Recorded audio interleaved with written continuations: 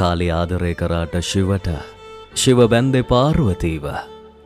රාධ පේවුනාට ක්‍රිෂ්ණගේ නමට ක්‍රිෂ්ණ අයිති වුණේ ලක්ෂ්මිට කාශි බිරිඳ වුණාම බජිරාවට ලෝකෙ කිව්වේ හොරගෑනි කියලා මස්තානිට පාරෝ ඉපදුනේ දේව් වෙනුවෙන් වුණාට දේව් නැවතුනේ චන්ද්‍රමුඛී ගාව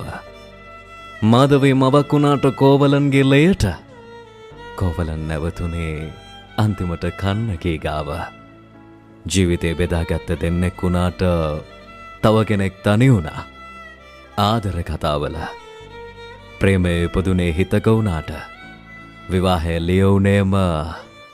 සමාජයට ඕන විදිහට හැමදාටම උන් කලසේ බහලුවේ පරිශුද්ධ